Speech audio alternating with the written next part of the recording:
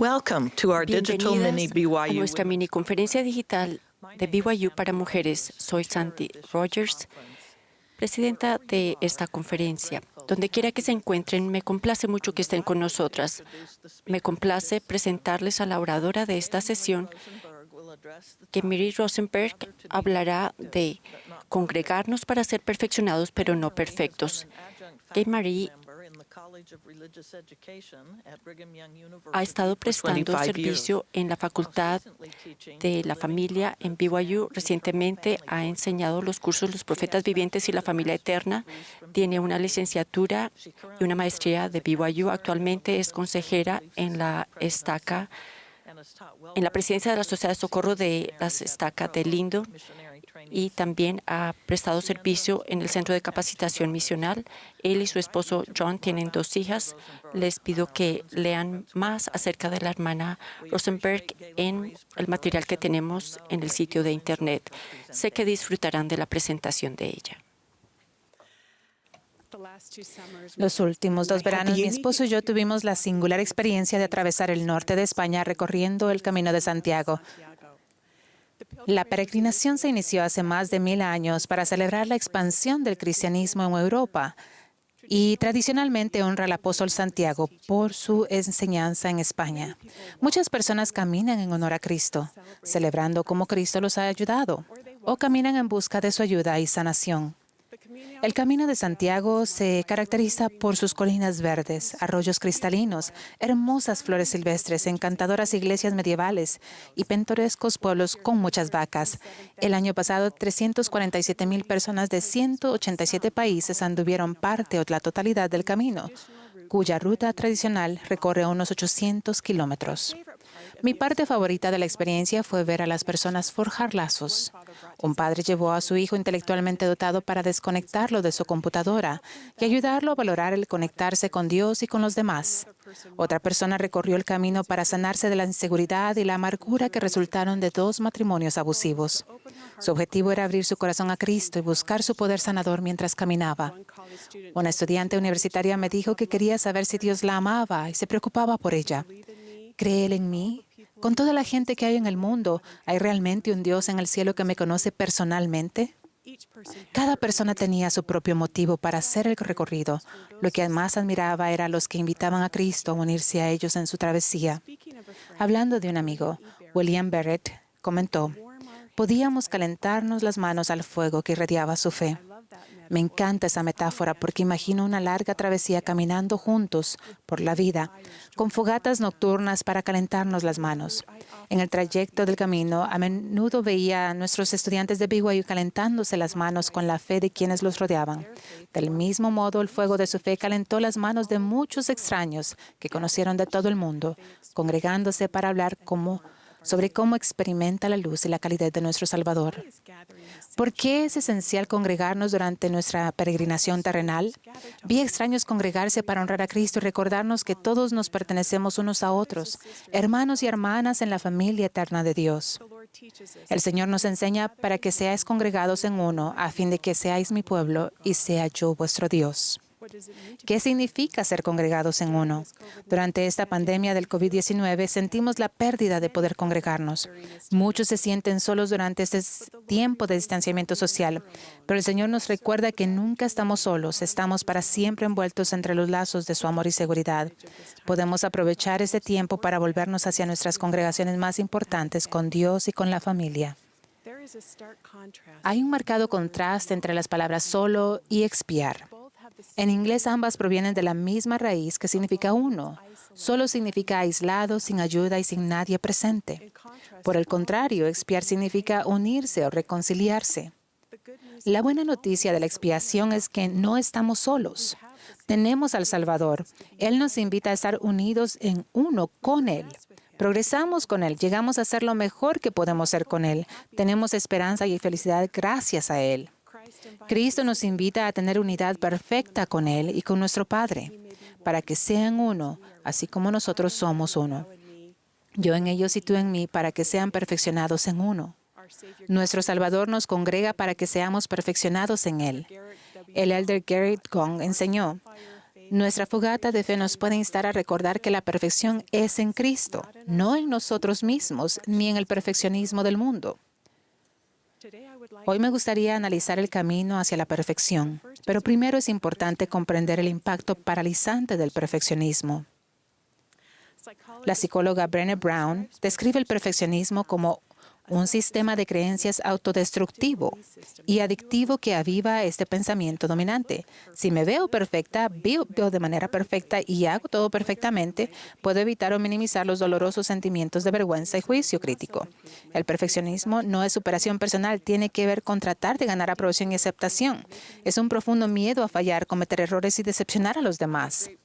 En un programa televisivo británico de repostería vemos a los concursantes enfrentarse para ver quién se convertirá en un repostero estrella.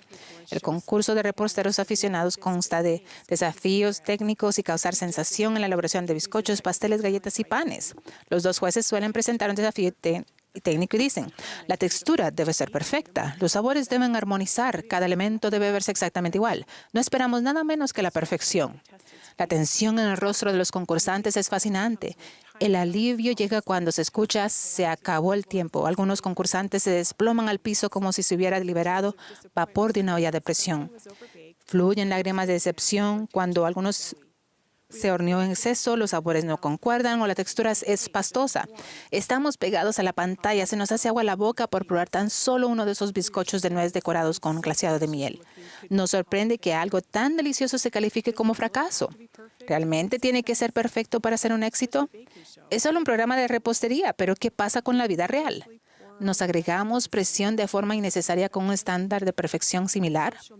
Las redes sociales son el campo de batalla del perfeccionismo. Pensamos, Laura es una cocinera gourmet y ama de casa impecable, mientras que mi esposo lava su ropa y tiene suerte si consigue un plato de sopa.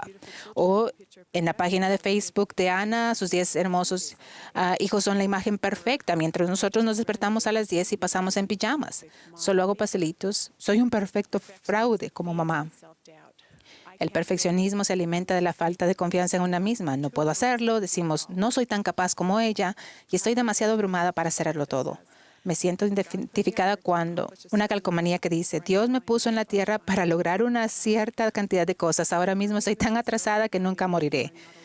Si sus debilidades son abrumadoras, no están solas. Todas tenemos imperfecciones, ninguna está exenta y a ninguna de nosotras nos gustan. El de Holland nos enseñó, mis hermanos y hermanas, con la excepción de Jesucristo, no ha habido comportamientos perfectos en este viaje terrenal en el que estamos embarcados, así que mientras estemos en la tierra procuremos mejor de forma continua sin obsesionarnos con los científicos, como los científicos de la conducta llaman perfeccionismo tóxico. Estoy agradecida de que nuestro Padre Celestial no espera que seamos perfectas todavía. Dios no planeó que tuviésemos capacidades perfectas en esta vida, sino que aceptemos nuestra perfectibilidad. La capacidad de llegar a ser perfectas como Él lo es con el tiempo. El presidente Nelson nos ayuda a entender, sed pues vosotros perfectos, así como vuestro Padre que está en los cielos es perfecto. Él explica que perfección proviene de la palabra griega teleios, que significa completar, llegar a un punto distante, estar completamente desarrollado. Nadie está completo ni completamente desarrollado. Solo estamos en las primeras etapas. No existen personas comunes y corrientes, escribió C.S. Lewis. Solo dioses y diosas en potencia entre nosotros. Tenemos el potencial para llegar a ser como nuestro Padre Celestial. Perfectos. Ese es nuestro objetivo a lo largo. Pero ¿qué pasa con nuestro objetivo a corto plazo? El de Maxwell enseñó, no existe modo en que la Iglesia pueda describir cuánto camino nos queda por recorrer y todo lo que todavía debemos hacer sin darnos una sensación de enorme distancia. Todos sentimos la brecha entre dónde estamos y hasta dónde debemos ir, al igual que los peregrinos del camino en los primeros días de su travesía. Los sentimientos de ineptitud no deben impedirnos avanzar. A menudo son el medio mismo por el cual abrimos nuestro corazón y buscamos la compañía del Salvador. En Doctrina y Convenio 62.1 leemos, Jesucristo es nuestro intercesor que conoce las flaquezas del hombre y sabe cómo socorrerlo. No se nos deja solas para superar los sentimientos de ineptitud y debilidad. El Salvador se ofrece a ser nuestro compañero de caminata, como con Enoc cuando tuvo falta de confianza en sí mismo. Y tú permanecerás en mí y yo en ti, por tanto, anda conmigo. Me gustaría destacar 3 cosas que podemos hacer en nuestra peregrinación terrenal para superar los sentimientos de falta de confianza. Ser pacientes con el progreso. 2, centrarnos en lo que podemos hacer en lugar de lo que no podemos hacer. Y 3, vernos a nosotras mismas como Cristo nos ve. Número 1, ser pacientes con el progreso. 10 días después de que mi esposo y yo nos casamos, nos fuimos a España para dirigir un grupo de estudio en el extranjero en Madrid. Yo estaba emocionada por aprender de él, ya que era profesor de literatura española. Los dos éramos mayores cuando nos conocimos y nos sentíamos afortunados de finalmente habernos encontrado. Tuvimos un breve noviazgo y antes de casarnos, yo acababa de completar estudios de posgrado en ciencias de familia y estaba decidida a poner en práctica a mi esposo las aptitudes de teorías que había estudiado. Estaba segura de que nuestro matrimonio sería perfecto desde el primer día. Varias semanas después de comenzar nuestro viaje me sentí un poco desatendida porque su mente parecía estar absorta en su trabajo. Un día lo miré y le dije, a veces siento que amas a España más que a mí. Él respondió sonriendo, bueno, conozco a España desde hace más tiempo. Yo no me reí. Él creyó que era gracioso. Después de todo, era una pregunta tonta. Por supuesto que me amaba más que España. Yo era su esposa. Él vio la expresión seria en mi rostro y dijo algo como, ¿podemos simplemente disfrutar de dónde estamos y quiénes somos y no esperar que nuestro matrimonio sea perfecto todavía? Me estaba invitando a ser feliz con lo que era nuestro matrimonio en esa etapa y a no desanimarme con lo que todavía no habíamos creado. Después de todo, solo habíamos estado casados durante un mes. Ese día aprendí algo importante sobre la paciencia, la perfección y el proceso de creación.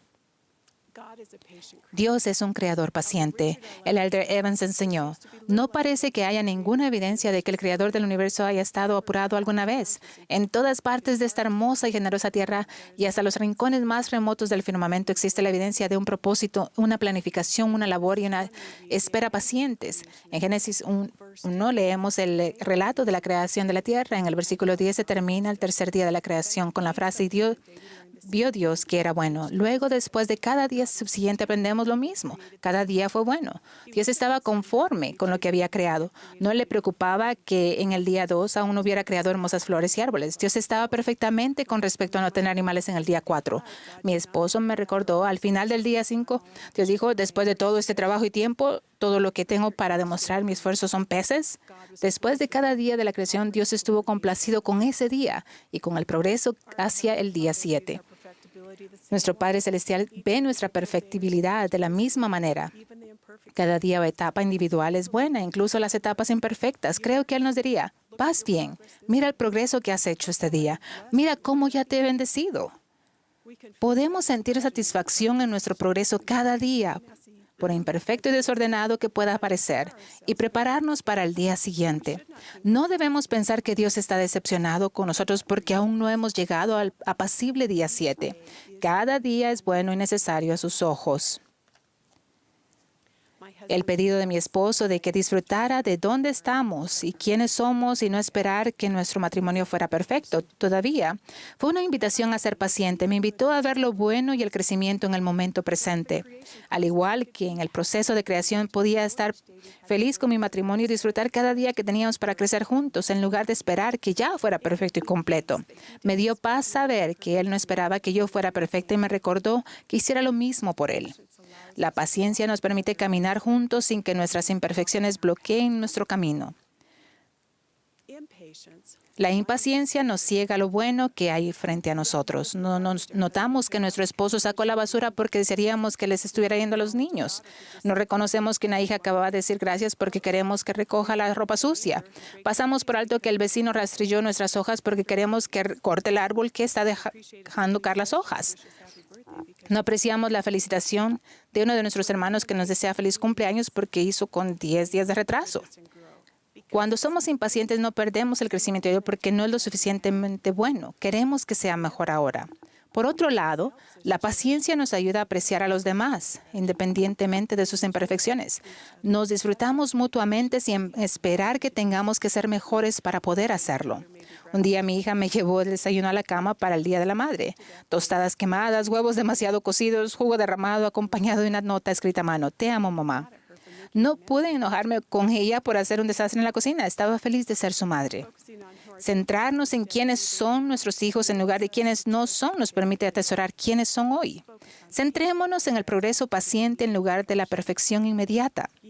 No podéis aguantar ahora la presencia de Dios. Por consiguiente, continuad con paciencia hasta perfeccionaros.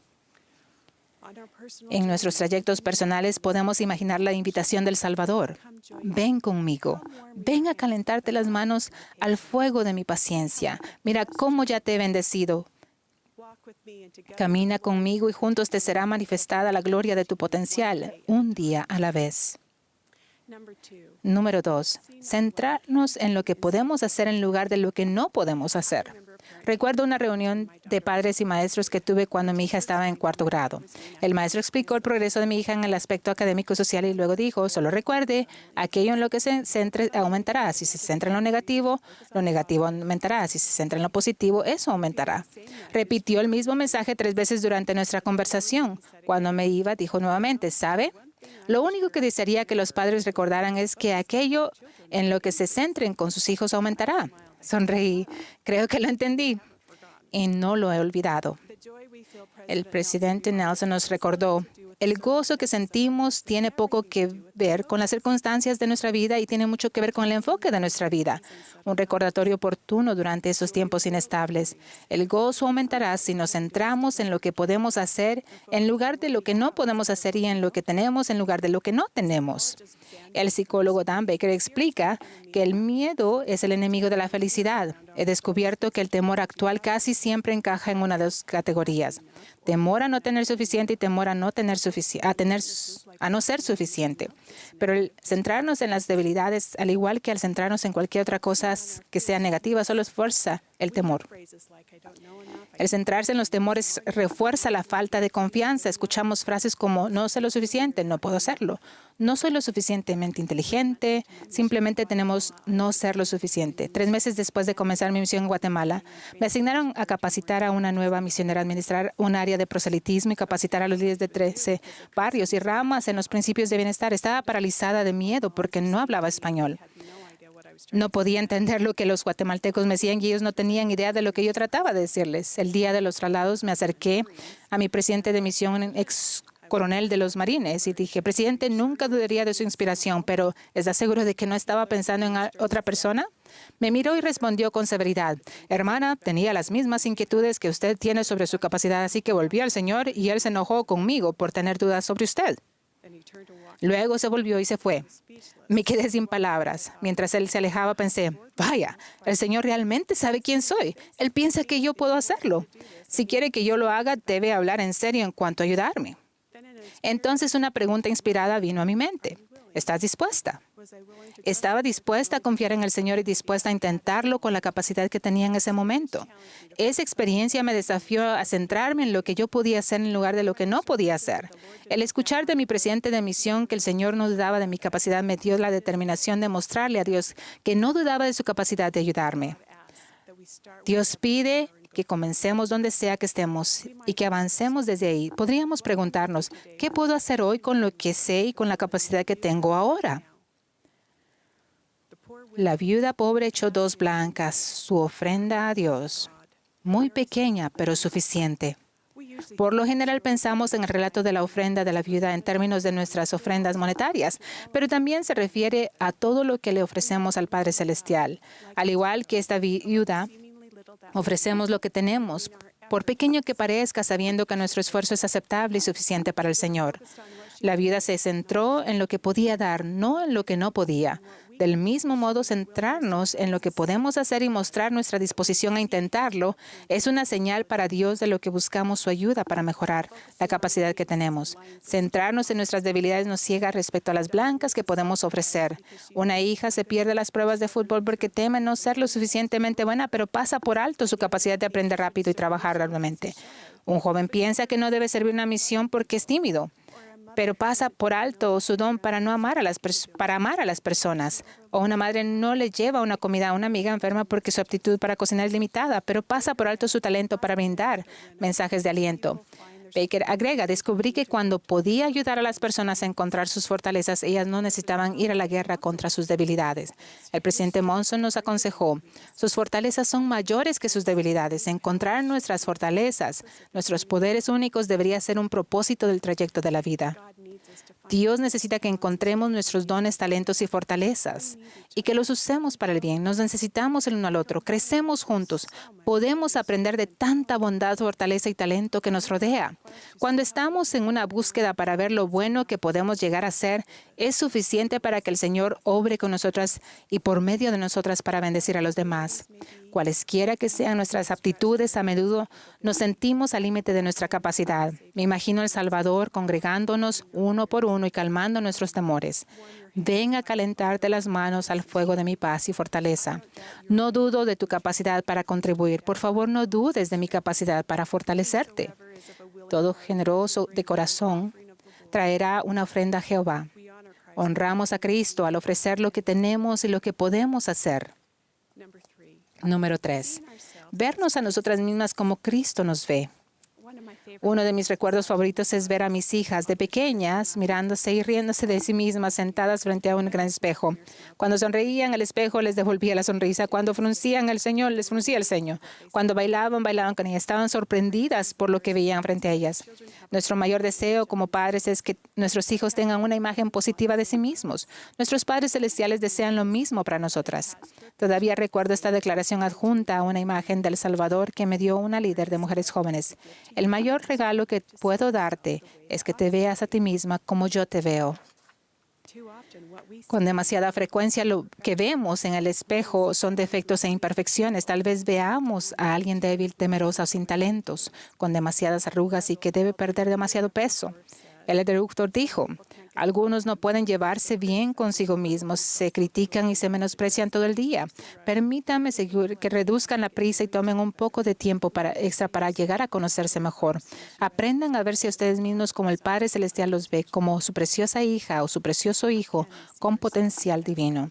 ¿Cómo podemos vernos como Dios nos ve? El apóstol Pablo nos brinda perspectiva en 1 Corintios 13. Después de los versículos sobre las características de la caridad, en el versículo 12 leemos, ahora vemos por espejo oscuramente, mas entonces veremos cara a cara. Ahora conozco en parte, pero entonces conoceré como fui conocido.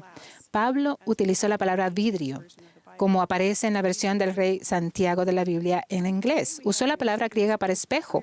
Actualmente tenemos espejos que nos dan una imagen clara de nosotras mismas, pero en la época de Pablo pulían metal para que funcionara como espejo, lo cual solo brindaba un reflejo borroso de ellos mismos. Lo que encuentro más fascinante es que Pablo explica este versículo en el contexto de la caridad. Él nos da una clave para entender cómo conocernos a nosotras mismas como nos conoce Dios. Reconocer la caridad de Dios hacia nosotras y compartir caridad con los demás. Y luego comenzamos a entender la manera en que Dios nos ve. La caridad se define como el amor puro de Cristo. Cuando entendemos el amor puro de Cristo por nosotras, nos miramos de manera diferente. Cuando compartimos su caridad con los demás, logramos un carácter refinado como Él. Luego nos miramos al espejo y vemos un claro reflejo de Cristo en nuestro semblante. Pablo enseñó que ahora vemos un reflejo borroso de nuestra naturaleza divina, pero que a medida que obtenemos el amor puro de Cristo, nos veremos como Cristo nos ve. ¿Reconocemos la caridad de Cristo por nosotras? No hace mucho tiempo uno de mis alumnos comentó, no creo ser digno del amor de Dios. He cometido demasiados errores y demasiados pecados. Me resulta difícil creer que el Salvador pueda tomar a alguien tan quebrantado como yo y ver a alguien a quien valga la pena ayudar. Sentí gran compasión por él. La lección más importante que aprendemos del Salvador en cuanto a su sacrificio expiatorio es que Él nos ama. Él pagó el precio de nuestros pecados porque lo valemos. Él hizo posible superar la muerte física y espiritual porque lo valemos. Él hizo posible el camino a la perfección porque lo valemos. Con todo lo que ha hecho por nosotros, parece decir, lo hice todo por ti porque tú vales para mí. Eres digna de mi ayuda por lo que realmente eres, una divina hija de Dios con potencial divino, que hace que valga la pena ayudarte. Dios quiere que sepamos cuánto significamos para Él. Pensar en las características de la caridad que describe Pablo puede ayudarnos a comprender cómo experimentamos la caridad de Cristo. Él sufrió por nosotros, es benigno con nosotros, sufre todas las cosas, espera todas las cosas, soporta todas las cosas por nosotros. La hermana Bingham dijo, Jesucristo es la perfecta personificación de la caridad. Su don supremo de la expiación y sus esfuerzos constantes para llevarnos de regreso a nuestro Padre Celestial son las máximas expresiones de caridad. El Señor no nos abandona cuando nos sentimos bien con nosotros nosotras mismas. Él nos ministra amorosamente con los brazos abiertos. Y por difícil que resulte creerlo, disfruta de nuestra compañía compartir la caridad. Compartir la caridad de Cristo, ¿de qué manera nos ayuda?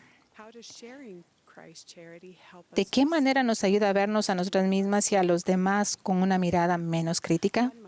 Una madre dijo, durante la adolescencia de nuestro hijo, su comportamiento era muy difícil de manejar. Me costaba mucho amarlo.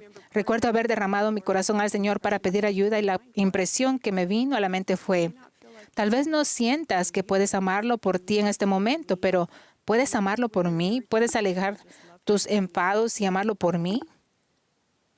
Ese fue un punto decisivo en mi relación con mi hijo. Estaba dispuesta a amar a mi hijo por Dios. Algo hermoso sucedió con la manera en que veía lo bueno en mi hijo. Lo vi a él y me vi a mí de manera diferente y pude sentir mayor amor de Dios por los dos. ¿Podemos amar por Cristo? El presidente Eyring enseñó. El lugar para comenzar es nuestro propio corazón. Podemos comenzar hoy mismo a tratar de ver a quienes vamos a nutrir de la misma forma en que nuestro Padre Celestial los ve y así sentir algo de lo que Él siente por ellos. Ver a los demás a través de los ojos de Dios nos ayuda a sentir calidez y compasión y el uno por el otro y por nosotras mismas. Aprendemos a ver más allá de las imperfecciones al amar a los demás y al amarnos a nosotras mismas por Dios. Compartir la caridad de Cristo nos ayuda a superar los sentimientos de falta de confianza al pensar menos en nuestras debilidades y más en amar por Él. Al experimentar y compartir la caridad del Salvador, vemos quiénes somos y qué podemos llegar a ser. Vemos un reflejo de nosotras mismas en el espejo de Dios porque somos sus hijas hechas a su imagen. Me imagino a Cristo llamándonos a voces en nuestros caminos rocosos de inseguridad y decir, ven y únete a mí junto al fuego, caliéntate las manos con mi compasión. Te amo. Veo lo bueno en ti. Veo tu corazón. Veo el ser glorioso que tienes la capacidad de llegar a ser. Deja la crítica y mírate como yo te veo. Como el Padre me ha amado, así también yo os he amado. Permaneced en mi amor. Recorrer el camino de Santiago en España me enseñó a estar tranquila. Fue una oportunidad para estar callada, reflexionar y escuchar. Me recordó que Dios estaba allí para mí y me motivó a mostrarle a Dios que estaba allí para Él, para escucharlo. En un libro medieval compilado sobre el Camino de Santiago encontramos un himno en latín que exhorta a los peregrinos a ir más alto y más lejos con la ayuda de Dios. Recorriendo el camino, vi personas congregarse desde todo el mundo para ir más lejos y más alto con la ayuda del Salvador.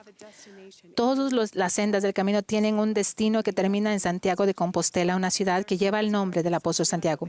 Cuando nuestros estudiantes llegaron a Santiago, se abrazaron, vitorearon y lloraron mientras se congregaban para celebrar haber completado algo realmente difícil. Lo que lo hizo significó para ellos fueron las relaciones que se cultivaron en el camino. Se dieron cuenta de que cuánto los ayudaron los demás, cómo ellos pudieron ayudar y cómo Dios los había ayudado. Del mismo modo, no estamos solos en nuestra peregrinación eterna de regreso a la presencia de Dios. El elder Wetling nos recuerda que nunca nos rindamos. Oh, qué maravilloso es saber que nuestro Padre Celestial nos ama. A pesar de nuestras debilidades, su amor es tal que aun si nosotros nos diésemos por vencido, Él jamás lo haría. Vemos de nosotros mismos el pasado y el presente, pero nuestro Padre Celestial nos contempla con una perspectiva eterna. Aun cuando quizás nosotros nos contentemos con menos, nuestro Padre Celestial no lo hace, pues Él nos ve como los seres gloriosos que podemos llegar a ser. Dios reúne y ayuda a nosotros. Tenemos ángeles alrededor de nosotros para sostenernos en ambos lados del velo. No siempre vemos quién está a nuestro alrededor para calmar nuestros temores, fortalecemos y concedernos paz. Pero lo que sí sabemos es que Dios envía ayuda. Lo más importante, envió a su Hijo a recorrer el camino de la perfección con nosotros. Vemos evidencia de los pasos del Salvador a nuestro lado y reconocemos la calidez de su paciencia, su fortaleza y su caridad. Él exclama, permanece en mí y yo en ti, por tanto, anda conmigo. Honramos a Cristo cuando somos pacientes con nosotras mismas y con los demás. Lo honramos al centrarnos en lo que podemos hacer, ofreciendo lo mejor de nosotras para edificar su reino. Lo honramos al compartir su amor puro con los demás. Sé que Él vive y que nos ama. Sé que iremos más lejos y más alto con su ayuda. En el nombre de Jesucristo. Amén.